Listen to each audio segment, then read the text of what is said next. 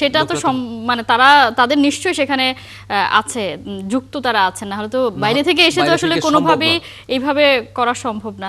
তারপরে যেটা আসলে আসিফ আকবর বলছিলেন যে তিনি অবশ্য 2 মাসের মধ্যে তাদের ক্ষমতার সময়ে যদি হয় তাহলে তিনি আসলে আগেই সরি বলেছেন, আর তার আগের ক্ষমতায় যারা ছিলেন তাদের সময়কালে যদি এই ঘটনা ঘটে থাকে তাদের শাস্তির কথা বলেছেন।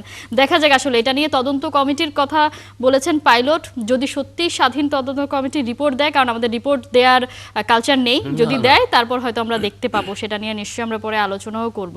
আমরা কিছুদিন আগে দেখেছিলাম যে সিলেট থেকে সাদা পাথর উধাও হয়ে গেছে, এবার দেখা গেল যে উইকেটের মাটি উধাও হয়ে গেছে, মানে হাত সাফাইটা খুব ভালো হচ্ছে।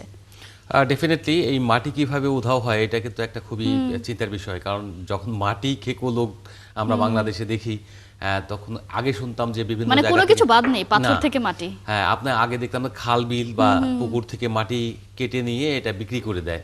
এখন যে বাংলাদেশ ক্রিকেট বোর্ডের অধীনস্থ 2-3টা যে মাঠ তৈরি হওয়ার জায়গা আপনার প্রস্তুত করা হয়েছে, সেই জায়গা থেকে যদি মাটি চুরি হয় এবং সিকিউর জোন, যেখানে সিকিউরিটি থাকে, যেখানে কিউরেটর থাকে, যেখানে গ্রাউন্ডসম্যান থাকে, সব কিছু কাজ করে, সেখান থেকে যদি মাটি চুরি হয়, দ্যাট ইজ ভেরি সিগনিফিকেন্ট। এবং সেটা যদি বাংলাদেশ ক্রিকেট বোর্ড প্রোটেক্ট করতে না পারে তাহলে বাংলাদেশ ক্রিকেট বোর্ডের চরম ব্যর্থতা।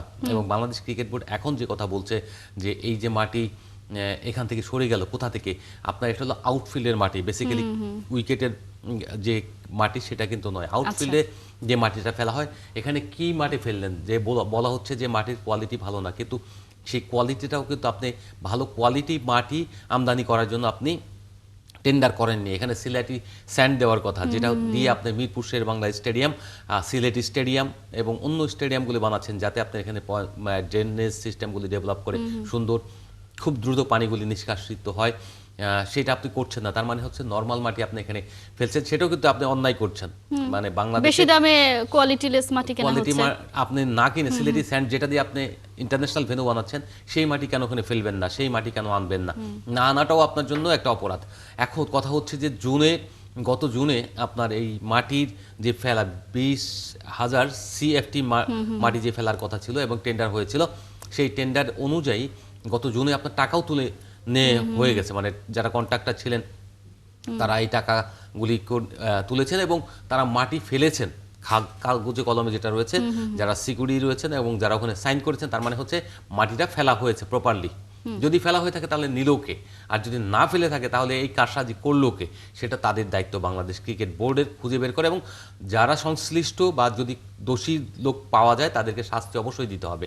এখন কন্ট্রাক্টর তো বলবে যে আমি মাটি ফেলেছি, তোমার ডেলিভারি দেওয়া, আমার কাছে ডকুমেন্টস রয়েছে এবং ডকুমেন্টস অনুযায়ী তুমি আমাকে পেমেন্ট করেছো, বাট বাকিটা অমুক ফেলেনি, তমুক ফেলেনি, অমুকের কোম্পানি, এইসব অজুহাত দিয়ে কোনো লাভ নেই। আসলে ব্যক্তিগতভাবে এখানে আমি কিছুক্ষণ আগে আপনিও দেখেছেন যে কথা বলছিলাম, সেই কথার মাঝখানে যেটা হচ্ছে সেটা যে এটা হয়তো একটা খারাপ লক্ষণ, যে এখান থেকে যেটা করবে সেটা হচ্ছে যে এই মাটিগুলো কেন্দ্র করে একটা রাজনীতিক বলয় তৈরি হয়েছে।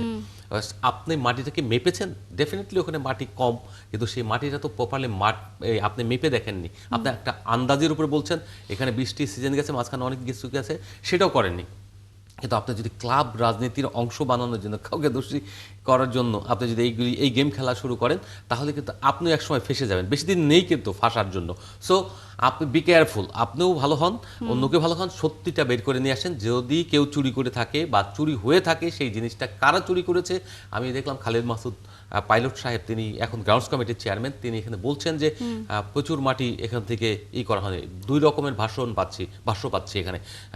যতটুকু জেনেছি যে 15,391 CFT মাটি ওখানে ফেলা হয়েছে, কিন্তু আবার বলা হচ্ছে 20,000 CFT মাটির করা হয়েছে, বিল পাস করা হয়েছে। তার মানে হচ্ছে যে সব জায়গায় 9-6 হচ্ছে। এই 9-6গুলি কারা করছে? বাংলাদেশ ক্রিকেট বোর্ডের সংশ্লিষ্ট লোকরাই, বাইরের না, সেটা তো মানে তাদের নিশ্চয়ই সেখানে আছে, যুক্ত তারা আছেন, না হলে তো বাইরে থেকে এসে তো আসলে কোনোভাবেই এইভাবে করা সম্ভব না। তারপরে যেটা আসলে আসিফ আকবর বলছিলেন যে তিনি অবশ্য 2 মাসের মধ্যে তাদের ক্ষমতার সময়ে যদি হয় তাহলে তিনি আসলে আগেই সরি বলেছেন, আর তার আগের ক্ষমতায় যারা ছিলেন তাদের সময়কালে যদি এই ঘটনা ঘটে থাকে তাদের শাস্তির কথা বলেছেন। দেখা যাক, আসলে এটা নিয়ে তদন্ত কমিটির কথা বলেছেন পাইলট। যদি সত্যি স্বাধীন তদন্ত কমিটি রিপোর্ট দেয়, কারণ আমাদের রিপোর্ট দেওয়ার কালচার নেই, যদি দেয় তারপর হয়তো আমরা দেখতে পাবো, সেটা নিয়ে নিশ্চয়ই আমরা পরে আলোচনাও করব।